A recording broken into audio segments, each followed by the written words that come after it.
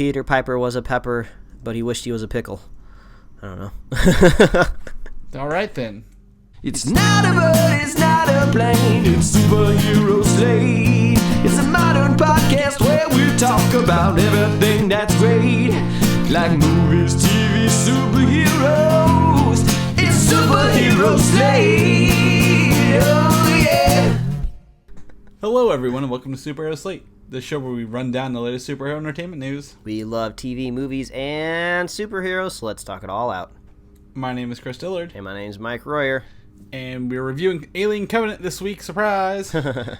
No one saw that coming. The Gifted trailer arrives, finally, so we can talk about that. Do more reshoots mean Justice League is in trouble again? Ooh. And more. Yeah, that Justice League little bit was a surprise to me. You know, I logged in and was checking out our show notes, and I was like, whoa, some trials and tribulations for the Justice League down here. I feel like I'm always constantly really worried about your emotions, Chris. Mainly because Inhumans is on the rise here really quickly at the end of the summer, and then the last I checked in with you about Justice League, you were optimistic and hoping it was going to go well, and I was like, oh man, Chris is riding a lot here on the second half of the year, so you know what? I'm looking out for you, buddy. It's fine if I just end up disappearing before Infinity War. I'll come back for Infinity War. I've got to make it through there, but no, I'm good. Like, you know what? I'd rather be excited for the end of the year than just be like, fuck it, I don't care anymore. So. Well, I mean, we might have some positive DC news here in this episode, but we'll wait till we get down to it. Bury the lead a little bit. So maybe it's not all going to be bad this year for DC. Who knows? I was talking to somebody this week, about Warner Brothers and their animated stuff and how good it is. So you remember, you can always fall back on the Warner Brothers stuff, and even the comic books too. Like, I'm sure the DC comics out there are awesome too. So I will let you know. My friend Brian of Comic UI has been rereading all the DC Rebirth stuff, and by rereading I mean actually reading for the first time. So he's been shuffling through all that stuff that's been about over the past year. So maybe if he's listening right now, he could give us a recap. Does he recommend Rebirth or any title specifically from that he recommends while he's reading that? So yes, because at the end of the day, there's always comic books there to either disappoint you because you don't like the writer or maybe make you happy because you do like the writer. It usually comes down to the writer. I come down. See, I'm on the artist sometimes. I think this art's really good. The story sucks, but I like looking at it. So I'm like, this story's good, but this art, goddamn. See, there you go. How often does that happen in movies? Like, I don't think a lot of times are people are just like, well, this story's trash, but the cinematographer is really on point, because I really like the cinematography in Prometheus, but that did not save the movie at all for me. So, that was back in the day, back in 2012, I think, when that movie came 5 out. years ago. Yeah. Yep. Ooh, it's been a while, but comic books always there to give you a nice hug. I bet an Alien Covenant or Prometheus comic book would be less confusing for you, Mike. Yes, maybe they should. It'd probably be super cool. Can you imagine the splash pages on an Alien comic book? Well, they'd be acidic, so that's kind of splashy. Well, I believe that there actually are canon Alien comics, or at least they were canon at one point in time. Because obviously, with this new Alien movie coming out, I did a whole bunch of deep dives into explainer videos and blog articles and stuff like that. And someone was talking about how these engineering type guys were actually profiled at one point in time, either in a novel or a comic book, and apparently they had a kind of a different sort of disposition towards the humans. They actually kind of liked them. So who knows? Comic books. So it's very tricky because Dark Horse is the company that prints the comics, I think, since the late 80s for Aliens, but I think they're non-canonical, sadly, because actually one of the there's Alien versus Predator Prometheus tie-in. It's all aliens and predators and Prometheus tie-in called Fire and Stone. At the end of Prometheus, that little alien that pops out of the engineer? Apparently, it just keeps evolving and becomes a mountain. Holy shit. A huge mountainous creature. and the people are actually in the veins of this creature trying to get out, and they don't realize it. They think it's just a mountain. What the hell? Okay, well that... So, never mind. Comic books have confused Mike even more. We're off. You didn't help me, Chris. Chris, okay, so before we jump into the news here, did you do anything less confusing this week? Something, maybe a story I can follow? I don't know. Let's see here. Had lunch. I saw Alien. Actually, I know what I did this weekend, but it's one of our news topics. Okay. I played Injustice 2. Oh, all right. So we're going to talk about Injustice 2 later on. So what about you, Mike? Anything good? Well, at the request and good words of my co-host of this podcast, I went and checked out the store Box Lunch, which is basically a kind of a nerdier version of Hot Topic, less black, more just nerdy stuff in there. It's a pretty cool store. The really interesting part about it is that they have Box Lunch exclusive t-shirt designs. So they have shirts in there that you won't find like anywhere else, which unfortunately means they can charge about $30 for a shirt. But I guess at the same time, what you told me is every $10 that's spent there, they donate a lunch to someone in need. So if you have any of those stores in your area, go check them out. I saw some really cool. There's cool Studio Ghibli shirts there, Cowboy Bebop shirts. There was like this neat, really deep cut joke on Bob's Burgers. There's a T-shirt there for that. There's pop vinyls, of course. There, I'm unfortunately am slipping into this pop vinyl collection of getting of getting the keychain versions of them because they make less physical impact on my apartment, and then I can actually there's a little bit of a purpose to them. I can actually use them as a functional object, which is a keychain. I guess consider that how functional you want. I don't know. So they're kind of chilling out of my backpack now. So I got a Rick, I got a Morty, I got a Stitch from Lilo and Stitch, I got a classic Spider-Man on there. So Box Lunch, go check out that store. Man, the whole time I was walking through that store, I was like, they should sponsor our podcast. I would give them the best spoken ads they could ever hope for on a podcast. I love Box Lunch, and if you shop there enough, you not enough, but a couple times they had this thing called Box Lunch Money or like lunch money. Where so like on certain days of like certain weeks of the year, you can go in and get like $15 against like your $30 purchase. Dang, that's awesome. So buying there once, and it's a good cause. That always makes me feel better. But I have like Doctor Strange shirts. I have an Avengers shirt from there. Like I like you. I love their stuff. I bought Captain America sweatpants. My jacket that has the Sentry and Black Bolt on it, I bought from there. Like I love their clothes. They have the most nerdy thing. I've seen this online before, and I've always wanted one. It is basically a model of Darth Vader if he was a samurai, and they also have like stormtrooper samurais there, and they're like $90. There's no reason for me to own or buy one. I would literally just sit it on a shelf and gaze at it because it's so cool. But I was just like, I do not need this. But I looked at my wife and I was just like, this is as nerdy as I think I get. I want one of these so bad, but I'm just going to be a wise adult and just not blow money on it. Well, let me not tell you, they have a Boba Fett version as well. Whoa, I want all three of them now. And the Red Guards, the Imperial Guards. Oh, shit, they have those too? They do. Oh, yeah, man, that's $400 right there. I've seen them come to my comic book store a little cheaper, if I'm going to be honest with you. Like, nothing against Box Lunch, but you can probably find them at a comic book store much cheaper. Maybe, but man, Box Lunch, give that a Google. See if it's in your area. Yeah, it's definitely it's if you're not into Hot Topic, Box Lunch is going to be up your alley.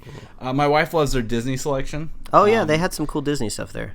Disney selection, their Star Wars selection, DC and Marvel, and then the obscure stuff like Rick and Morty and Bob's Burgers. And if you got a beard, they got a good beard care section as well of mine. So well, there you go, Box Lunch. That'll be $500. Yeah, or at least some store coupons. Yeah, give us some store credit, man. We will take store credit as well, so do that. But you know what else you might find at Box Lunch, Mike? What's that? Alien Covenant merchandise. Yes, there was some stuff there. There is. Alien stuff is taken over because Alien Covenant came out this weekend, and we did a surprise spoiler cast. We didn't announce it, but we went ahead and did it, and we recorded it earlier, and you can go, if you're subscribed, you'll find it. If not, head to our iTunes or YouTube page, and you can listen to it there. Our thoughts and impressions, Mike, you lay it on. We talked about it, non-spoilers here. Let's go with it. What do you think? Non-spoilers, it's It's all right. I mean, that's like the best way I can put it. Like I said in the spoiler cast, when I got out of the theater, I kind of checked on online, and I think it was around like a 70% on Rotten Tomato, and I was like, yeah, that feels about right. So that's kind of where you're going to be leaning when you go into this movie, I believe. They add some kind of cool new things to the Alien franchise. They add some really strange, convoluted things that don't really make any sense. Just makes it way more confusing for me. I would suggest maybe printing off a timeline and taking it to the theater with you. Maybe bring a little pocket flashlight and be like, okay, what's going on? Okay, that happened then. Okay, there. Okay, that's this black goo and that's that black goo, or maybe it's the same black goo. It takes place after Prometheus. Mike's making this more confusing than it is. Well, it's a little confusing on my end. So it's hard. It's hard to recommend if you literally have no attachment to the Alien franchise. But I feel like if you got any sort of love for it, you might have a couple. You might have some good laughs, maybe some good scares. Yeah. So out of 6 Alien movies, not including Alien versus Predator, I'd say it's number 3. Yeah.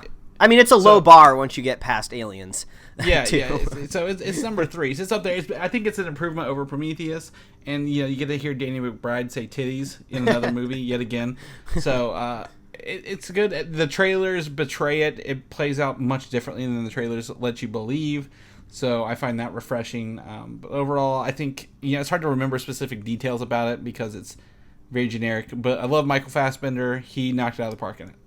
I'd say not a theater go, but if you're into Aliens, you're probably gonna go see it anyway. So yeah, there's some cool gore in this movie. Sometimes I feel like a lot of these kind of big summer franchise movies don't really give you the gore. So there's some cool bloody moments in this that I think will leave your mouth agape, going whoa. So that might be worth the price of admission if you can find a cheap ticket.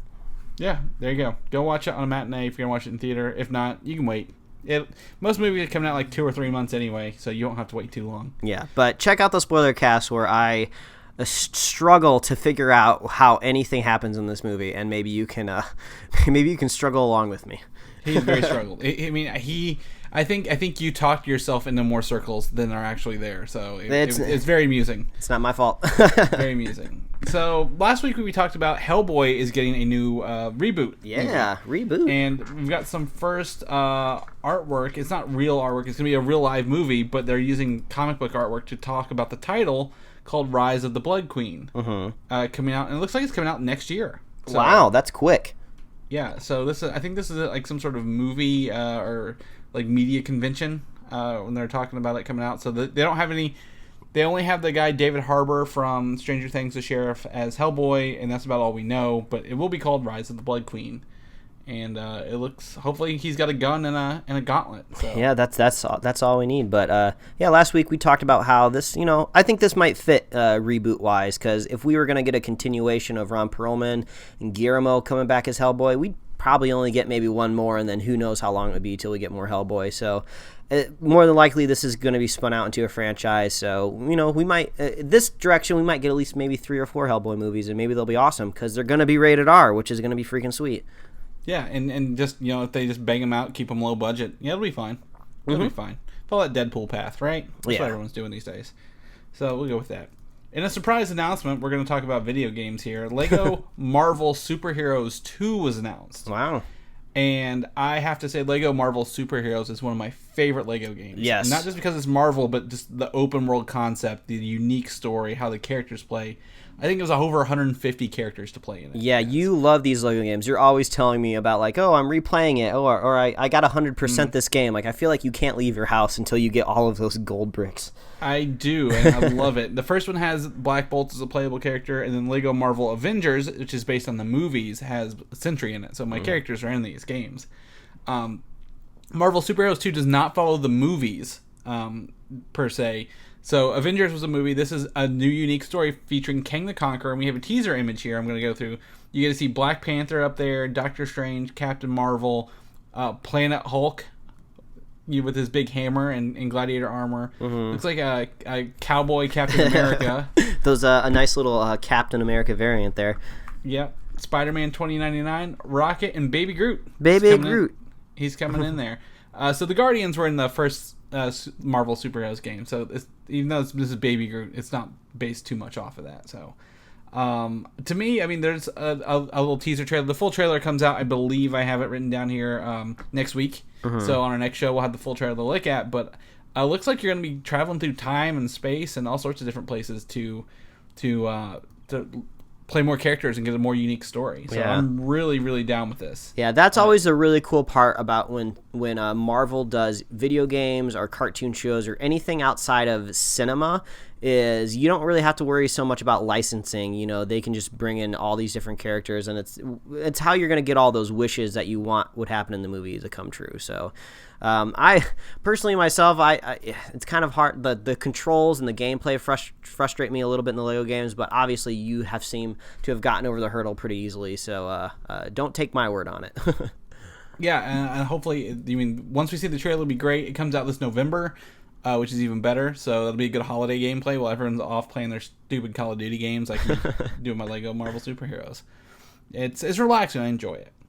Also, in terms of Marvel video games, Marvel Heroes Omega, the MMORPG, the free-to-play one that I really enjoy, is coming to Xbox One on June 20th, which is next month, which cool. is really, really quick. So I've been playing the PS4 beta a little bit, and I'm not a PlayStation fan.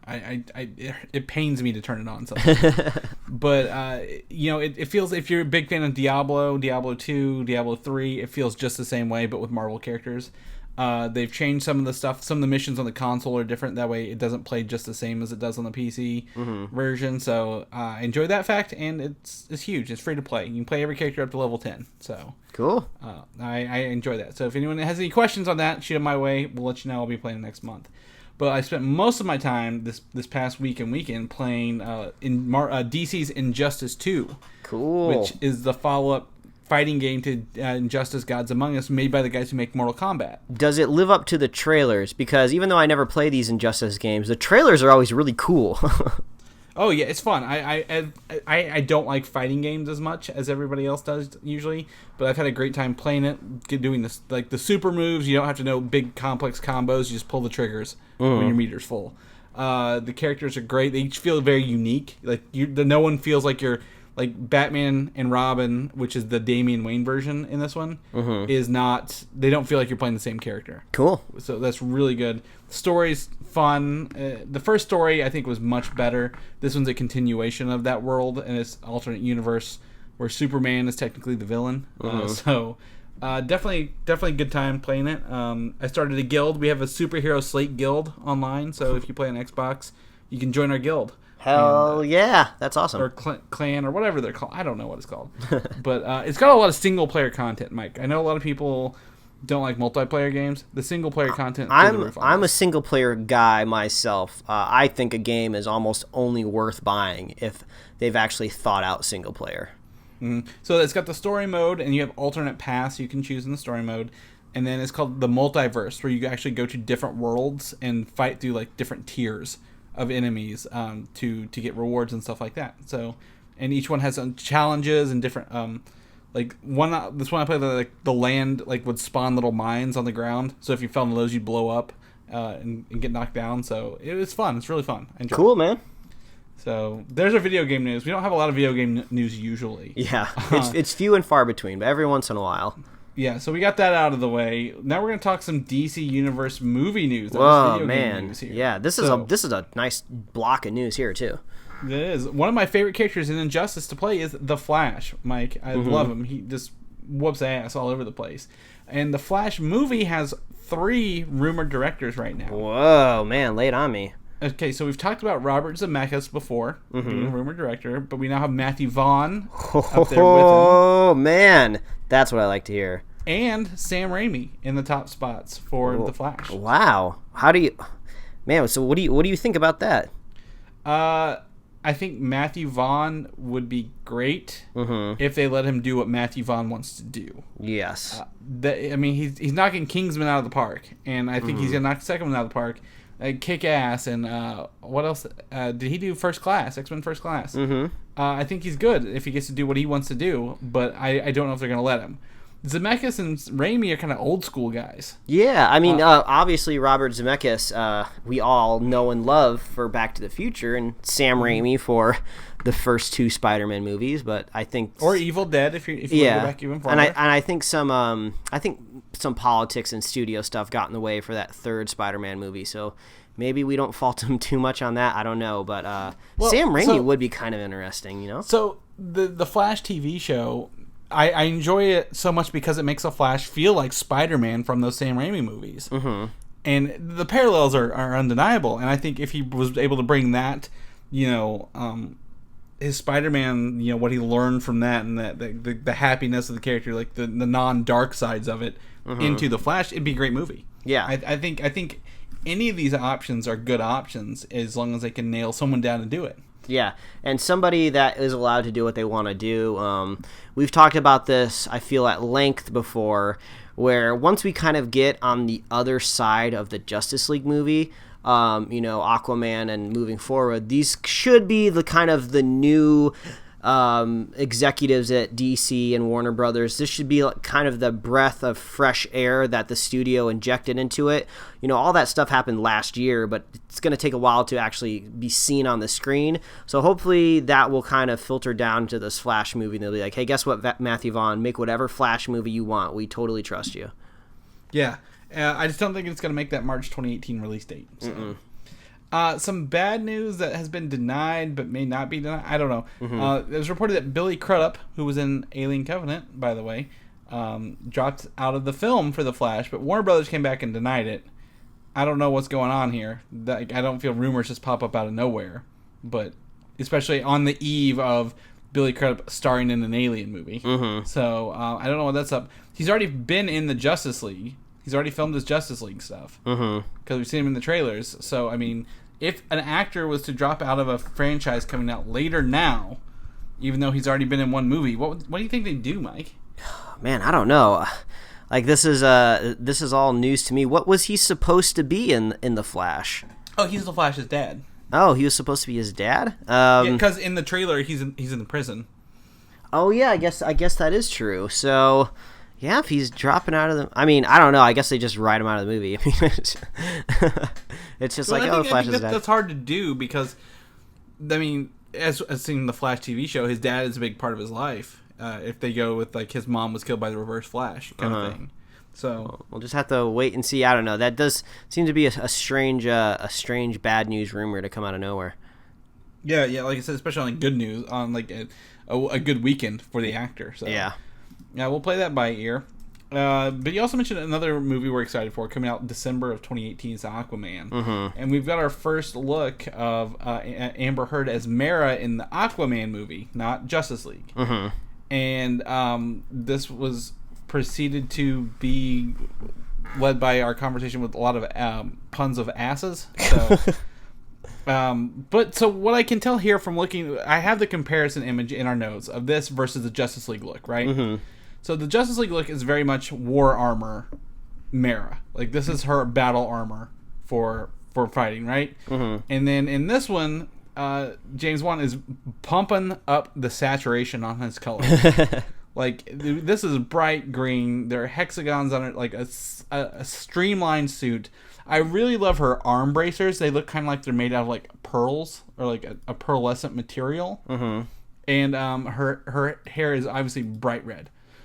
Compared to the very desaturated, non-color Mera standing on some rocks image in the one before here. So what do you think, Mike? I mean, they're both really cool costumes, and I think it just goes to show you the different tones the movies are going to have. I feel like this is the best marker that we can look at right now. So Mera from Justice League is, bam, she is all armored up. She's looking really badass. That looks like something you wear at the top of a throne where you're overseeing your people and really trying to look awesome. I guess when she goes into the Aquaman movie, this is kind of more her, just a little bit more casual, I guess. Obviously, it looks like she just came out of the water. She's on, like, a harbor somewhere. She looks a little worried, like maybe she's delivering a message.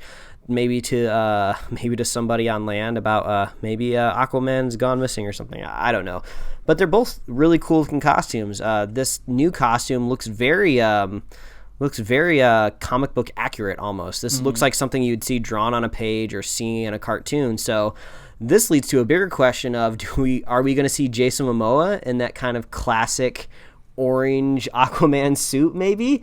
Or if you spend the money on casting Jason Momoa, do you just leave him shirtless through the whole movie? Because honestly, that's what I think is going to happen. I think that's how you sell Aquaman to the people out there. You're just going to put Mera out there in a super skin-tight suit, put Jason Momoa out there with no shirt on, and just put them on the poster. People are going to go see that. Mm-hmm. Yeah, I don't think they'll go with the regular the old costume. They'll probably do like Jessica Jones and like make her like pretend to wear it. Like, no, I'm not really going to wear that outfit. It's stupid. But also with this, I mean, she's wearing the belt thing, the Aquaman logo that Lex Luthor obviously designed for everybody to be Superman. But this maybe this is her first meeting of Arthur Curry on land. Maybe who knows? I mean, it could be pre-war. Who knows where all this stuff fits in? But I'm definitely digging the brighter colors and the more streamlined suit for her movie rather than the Justice League. And like we say, this Aquaman movie is kind of going to be the first time we see the studio trying to right the ship, and this looks like a good way to go. So awesome. Mm-hmm. Well, see, I'm gonna disagree because I think our next topic is more attempting to right the ship than will be the first attempt to right the ship. So Justice League, we've got some reports this week that they are doing massive reshoots on Justice League, or they have been doing them, and we've just kind of been oblivious to it. Well, so go ahead and bring your caveat in, because every time we talk about reshoots, Chris always puts in our disclaimer. That's not that bad. It can't. Like, reshoots don't mean the movie's bad. It just means maybe they jumped the gun on production before the script was done, or they had a better idea later. So reshoots are never always bad. Yes, an example is Rogue One. Yeah, and you always say they're usually scheduled in too. Yes. Mm-hmm. Yes, these are not scheduled in. This is bad reshoot. This is not standard reshoot news. This is why I thought this was very, very important. So you're saying your caveat that you always tell our listeners, it's out the window. This is not good type of stuff. It's not bad. It's not normal. How about that? All right. Because the production for Justice League wrapped in October of last year. Mm-hmm. Okay. Right now, between the report coming from I believe it's a Splash report, their source says that between the start of principal photography and theatrical release, the movie will have been remade twice. Oh, wow. And that the studio is definitely not done with it because they've been doing reshoots and there are more coming soon. Like, they've already done a lot, so they're doing more up until probably the release day or close to release. Man, well, I mean, the biggest thing that you think about here is what is going on with our story, because I think that's got to be what happens most of the time with reshoots. It's not like they're going back and just like, oh, we didn't get enough coverage on this scene, or oh, we wanted a different angle, so this special effect ended up looking better. Like, no, they're going to do all they can to try to fix that, in post. They're not going to bring the cameras back out and bring the actors back in from what they were, I don't know, on vacation or something like that. This is not good. That just means that when they finally cut this movie together and started looking at the roughs, they were just like, this movie makes no sense. Do we got another Batman Superman on our hands? I don't know. That's one way to look at it. I'm jumping to conclusions over here. That's my favorite thing. So one of the reports is also when Ben Affleck showed up, he was he was asking for reshoots and on the spot rewrites of his stuff when he got there. He was laying down the backhand. He's like, guess what, guys? I'm fucking an Academy Award winner. Go look at my Rotten Tomato scores before I backhand you, and I'm going to fix this freaking movie. Or at least I'm going to make sure my shit looks good. Yeah, so there's that. Aquaman was pushed back 5 months, supposedly because of this production taking that extra time. Well, yeah, because you got to bring Aquaman back in for the movie he thought he'd finished. Yeah, if Aquaman does come in. And also, I didn't know this, but George Miller is also one of the producers of Justice League now. Oh, wow. So I think there's a lot of bigger hands be like, look, when you started this, the old regime was here. We're gonna right the ship very quickly. Yeah. And we're gonna do a lot to get there. Yeah. I mean, it's obvious. There is so much writing on this movie. I mean, I mean, I know Wonder Woman's the next movie, but this is the big hitter. You know, this is the Avengers level type of movie where they're going to try to make up for what they did in Batman and Superman. Going to try to make us forget about what happened in Suicide Squad. This has got to be good. I mean, think of how many billions of dollars are riding on this IP over at Warner Bros. I mean, what do they do if it tanks? I mean, they got Aquaman coming up. They're trying to make a Flash movie. There's Green Lanterns on the rise. I'm sure they're thinking about the sequel to Wonder Woman. I mean, there's so many contracts that have been signed. There's so many movies. And Cyborg. Yeah, there's so many movies out there in front. Like the studio can see all of this money that could come in if the stuff is good, but all of that evaporates, you know, if their flagship Justice League, you know, doesn't hit home. Mm-hmm. Yeah, exactly. So, you know, I want to, sit the other side of this. Rogue One reportedly had a ton of reshoots. Mm-hmm. I mean, we saw stuff in the trailer that never made it in the final movie. Yes. Because they made one where Jyn Erso lived.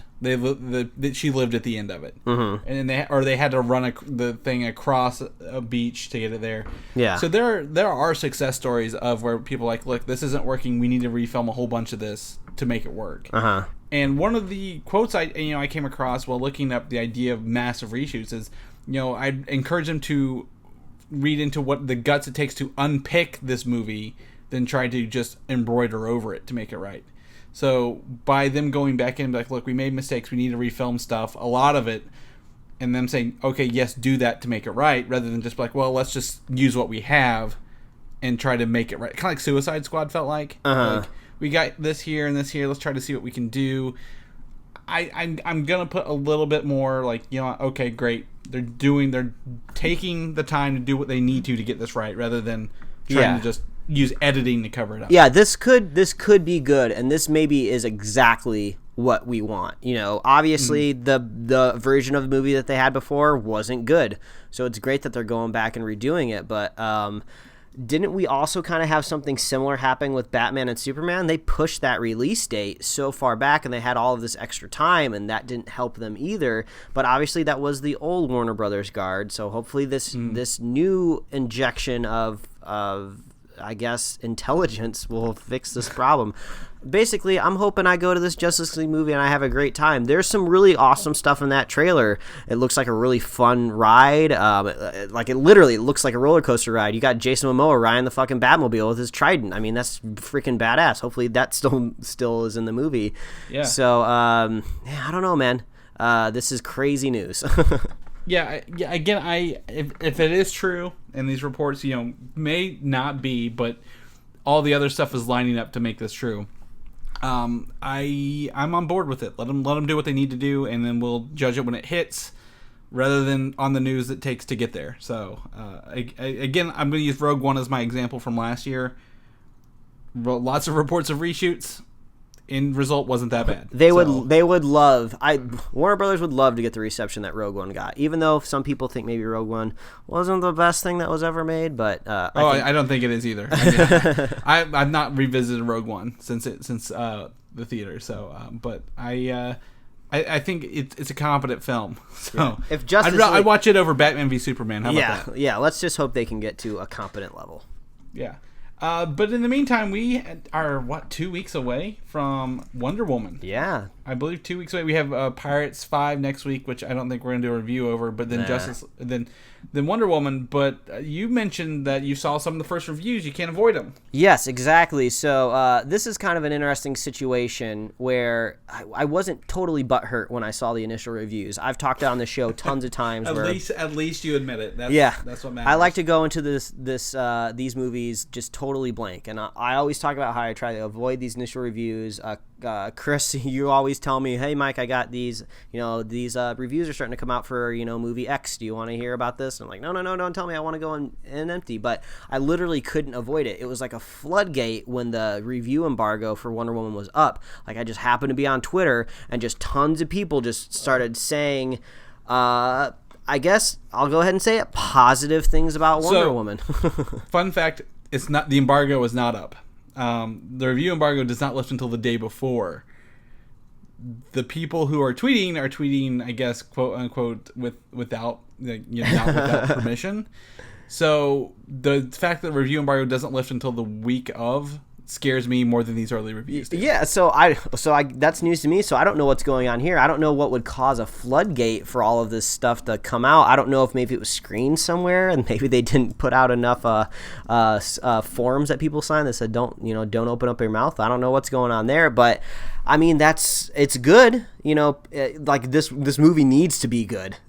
Warner Brothers needs it. But what I was going to bring up on the show is I'm still going to go in very worried because that gives it the best opportunity to be good for me.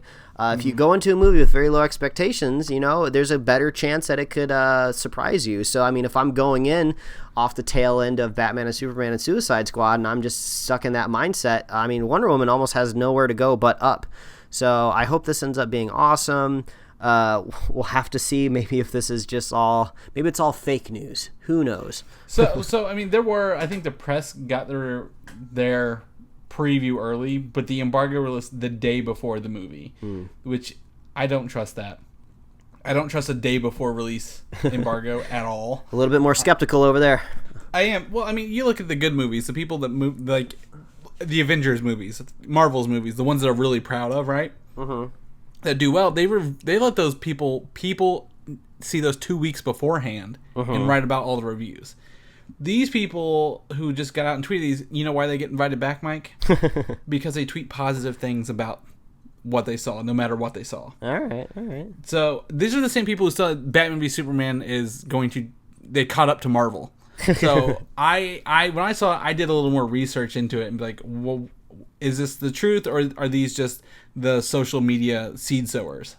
So I'm a little more on the skeptical side than you are for once. So, well, I mean, Wonder Woman has not sold me to date on it. So. I mean, it sounds like we're circling back around to we don't know what's happening.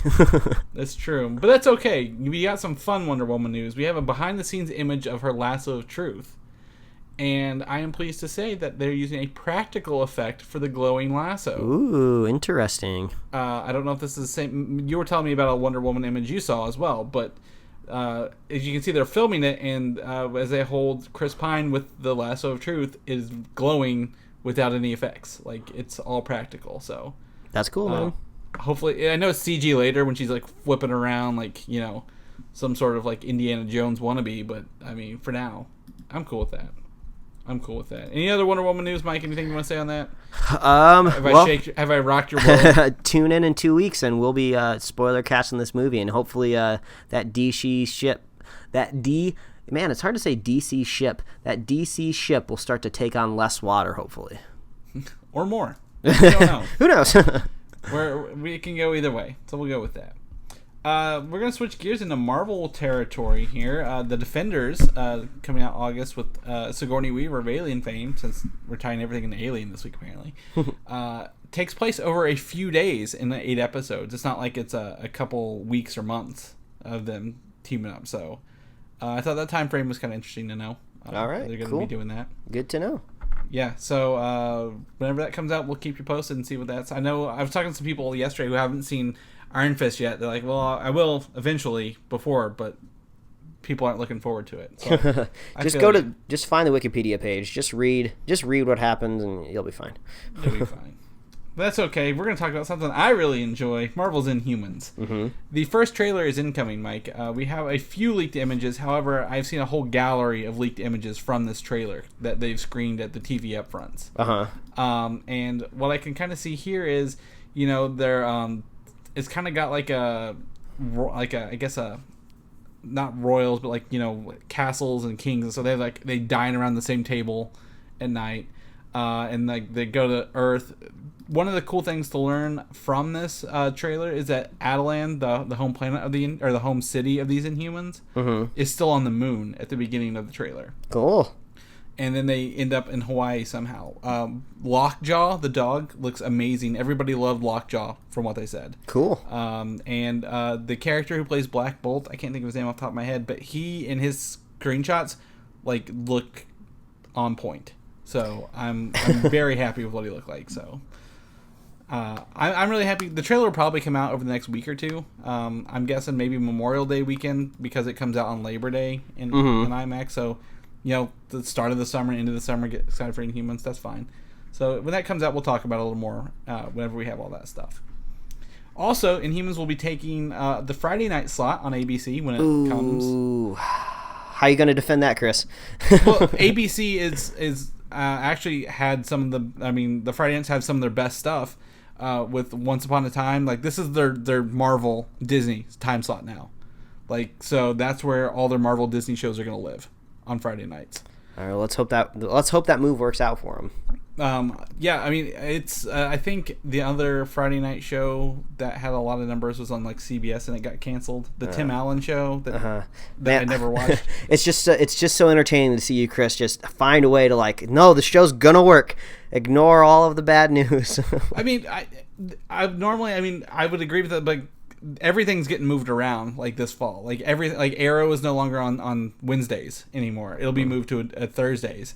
And everything's getting moved around, so like they're making I don't even know what other shows ABC has, but like they're making their days themed now. So rather than just have like, you know, their one show on Tuesday nights, superhero, and then their other Marvel or their other Disney show on Friday, they're just combining them together on the night they had probably the biggest numbers. I assume Once Upon a Time gets great numbers because it keeps coming back. Well, I don't know. Well, I will throw one very skeptical, very rumored stick into your spokes here. And this is totally rumor. This is probably the most rumory thing that we're ever going to talk about here on the show. And I was going to drop it on the show, and I wasn't going to tell you.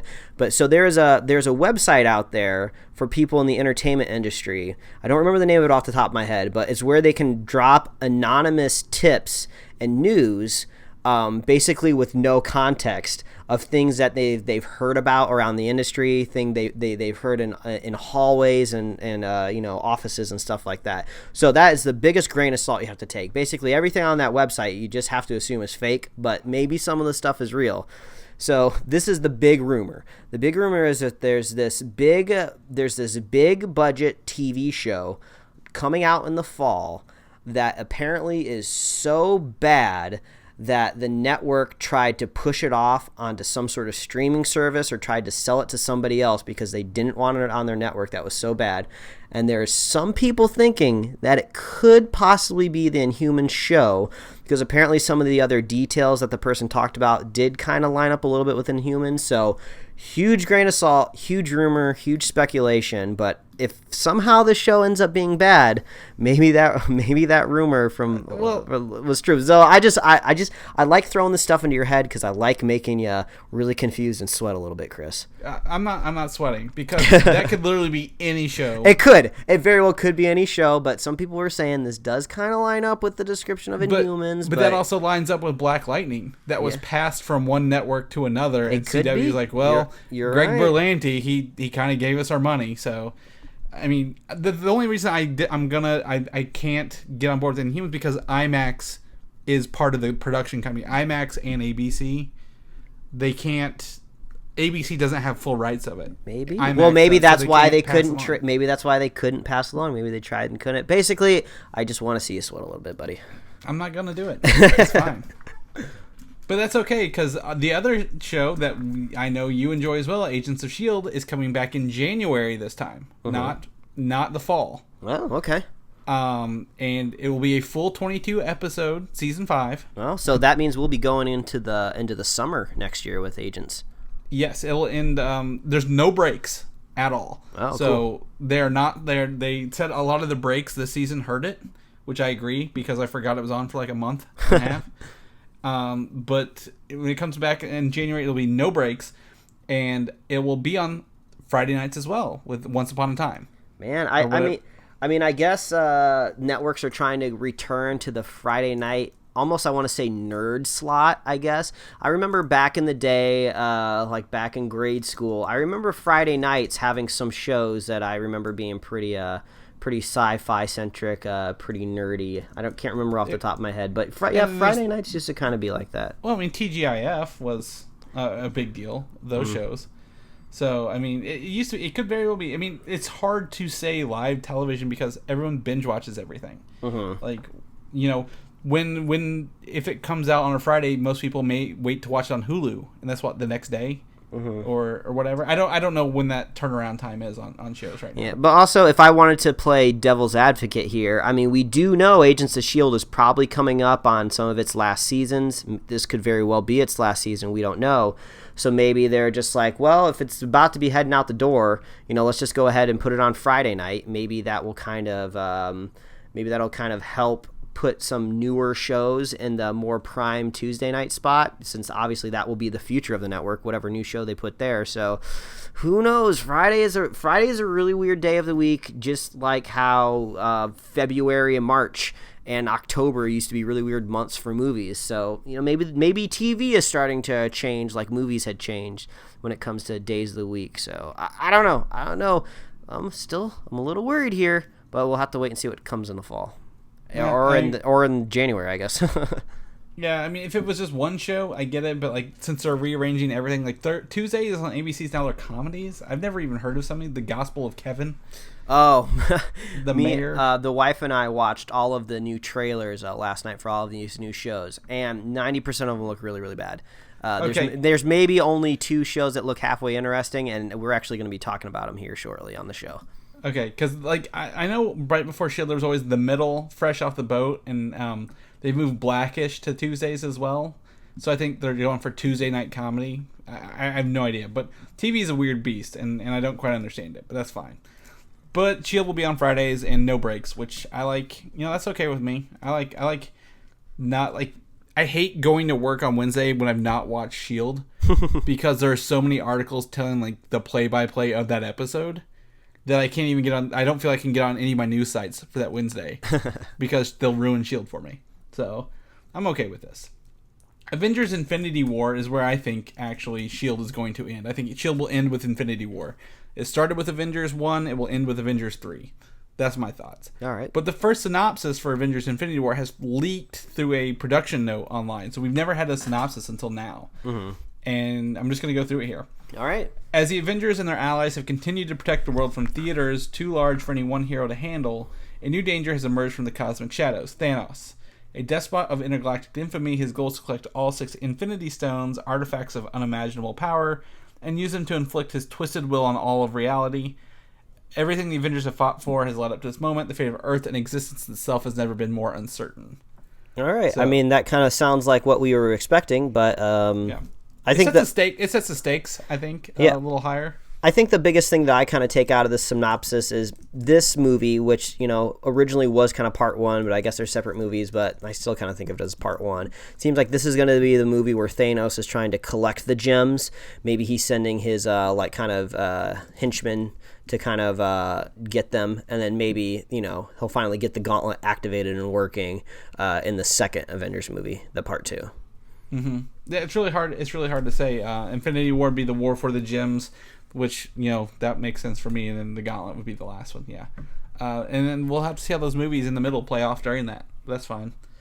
Something we may have noticed, I don't know if you noticed this, but characters on the sets of Infinity War and in the Infinity War logo attire are not necessarily in the movies.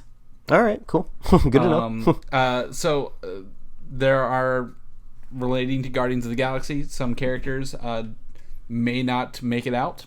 They were shown wearing Infinity War attire to throw us all off. Okay. They're messing with us, man. Yeah, so Marvel is getting real fucking tricky on their stuff. So they gotta. We can't even believe photos from the sets anymore, man. So that's okay. I'll take it. I'll take not knowing a lot. Star Trek Discovery show coming this fall on the was it the CW All Access? Not CW, CBS All Access app or something like that. Gave us our first image and our first trailer for the show. And something from this image people have pointed out is she's using an original tricorder on her belt, and I believe an original communicator as well. So showing that this predates the original series by 10 years. And they say that in the trailers. But you showed me the trailer. You told me about the trailer. What do you think of the trailer, Mike? I think they're focusing too much on the Klingons again, but whatever. What do you think? Well, we're not much of a Star Trek darlings over here at this show. We talk about the movies, but we're not really OG Star Trek series fans, so we don't really have much to say about it. But this is for their CW All Access streaming service, so this is kind of a flagship thing. they're going to be expecting this to really sell subscriptions to this service and get people digital for CBS. It looks pretty good. They got a pretty cool budget going here. There's some J.J. Abrams influence here, I guess, at least with the camera. Saw a couple lens flares, so that was kind of cool. Nothing overdone, The lens flares aren't necessarily a bad thing, but, it looked kind of cool in this trailer. It looks like it might be fun. This is set 10 years before Kirk and Spock, so we know there might be some kind of more like retro Star Trek technology going on here. Maybe they don't have everything working as perfectly, a little bit more ancient stuff going on, but it looks like it could be fun. We got female ship leads. I just don't know if I'm gonna like go all out trying to watch this show, just because I'm a little bit more invested in the movie characters myself. But I hope this goes well. It looks cool, and I think anytime anyone complains about the Star Trek movies, it's because they're too Star Wars-y. This seems very classic Star Trek to me. Yeah, I mean, I don't know much about Star Trek. It feels like it's okay, I guess. I don't know. I mean, the only thing I noticed is the Asian actress. I guess she's a commander or something of the ship. Other than the main actress, I don't know what her was. She was actually in Guardians of the Galaxy Volume 2. As one of the Ravagers captains. So well, there you go. She's got that nerd cred. So I was just happy to see that it has a pretty decent budget going. So I like it when networks really put faith into something enough to really throw money at it, especially when it's a TV show. Yeah. Especially a TV show being on a brand new streaming service only. That's bold. Where no show has gone before. But on the opposite end of the spectrum, we have a Star Trek parody show that's coming out called The Orville from Seth MacFarlane. And I noticed that it's Seth MacFarlane, and it's got the guy who plays Firestorm in Legends of Tomorrow he's talking to. But he's like running his own ship, doing goofy stuff. Like, I don't know. What do you think of the Orville? Yeah, his wife is also what was she? Mockingbird and Shield. What was her name? Yeah, Shield? yeah, Adrian Palicki. Yeah, so she is the wife. They're divorced or something like that. The funny story behind this is that Seth MacFarlane originally wanted to do normal canon Star Trek himself. Like, I guess he approached the studio and just like, hey, let me make Star Trek. I want to make a new Star Trek show. He is a Trekkie through and through, I guess, and he really wanted to make his own Star Trek. So I don't know if contract negotiations got in the way or if there was some sort of weird, bizarre studio relationships where he just couldn't get maybe CBS to give up rights or something like that, or maybe he wanted to make it at Fox. I don't really know, because he's pretty much a Fox darling at this point with all of his shows he's had over there. So I guess he was just like, well, screw it. I'll just make my own stuff, and since I'm a funny guy, I'll make it comedy based. So I think the name is very weird. The Orville is not a very good name for a science fiction comedy based show, so I don't really know why that's the name of the show, but it looks like it could be kind of fun. Another very budget heavy show. It looks like Fox has a lot of faith in this because the trailer looks really good for something that's supposed to be funny. Like, looks like a lot of money and time was put into like rendering these spaceships and everything. So there's some cool looking aliens in it too. Look almost on par with the other Star Trek trailer we watched. So this is kind of weird that they both these trailers came out the same week. Both these shows are going to be airing roughly around the same time. So it's going to be kind of fun maybe watching them side by side, see what happens. But I know Seth MacFarlane gets hated on by a lot of people, I think because his comedy is really mainstream. But sometimes his stuff can be good. I liked Ted. I didn't like his Western movie, though. The Family Guy is still good. You'd be lying if you said you didn't religiously watch Family Guy as a kid growing up. Obviously, maybe the newer stuff people don't like, but people say that also about The Simpsons as well. So you never know really what you're going to get with Seth MacFarlane, but he did have that classic song, "We Saw Your Boobs" at the Oscars, so I will love him forever for doing that in front of all of those celebrities. So he's got a blank check in my book for that. A free pass, if you will. Yeah, I think some of the jokes fell flat on this. To me, a couple fell flat, but I mean, that's okay. This isn't for me. Too many shows to watch, Mike, and not enough time. And I'm going to have to pass on the Orville and Star Trek. So I can watch Marvel's The Gifted coming out sometime this Fox. So we got our first trailer for the show. To me, it felt immediately like Heroes. Yeah, that's a good way to put it. save the cheerleader, save the world kind of deal. Like the family, like, oh yeah, the dad hunts mutants and imprisons them, and then you're like, oh no, my kids are actually mutants. We have to go on the run. It looks like Polaris, the magnetism powered girl, is in prison, and like one of the goals is to maybe find her and get her out throughout the show. But other than that, it looks a little action-packed. They got some abilities going on. The effects, I like the rolling sentinels that grab their legs. Those were pretty cool. That was kind of the most standout part of the trailer. Trailer felt a little forgettable to me. It just kind of seemed like classic kind of tropes you see in a superhero kind of TV show. Like, oh, especially if you're a young kid, like, oh, people don't understand me at school. They pick on me. Like, oh, I have powers. I have to hide them. And, oh, no, someone's coming after me because I have these powers. Nothing in the trailer really jumped out at me like, oh, there's some original storytelling going on here. But, Legion was good. So, you got some faith on the back of that. My wife watched the trailer. She thought it looked really cool. So, that's good too, because she's not as diehard invested as we are into it. So, if you can reach out to those types of viewers, that's good too. So, I don't know. This is definitely a show I'm going to have to watch the pilot to have any judgments on. I don't think it's the best trailer in the world, Yeah, I mean, I don't think it is either, but I think it looks really cinematic. I will give it that much. Like, the quality of the production looks on par with the movie, I think. And will that hold up throughout the show, since the first one was done by Bryan Singer and the rest of them aren't? I doubt it.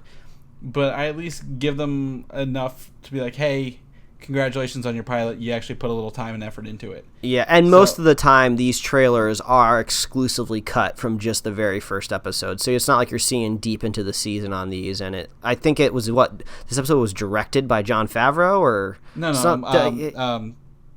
Bryan Singer. Jon Favreau was involved with something. Maybe it was the Orville. I don't know.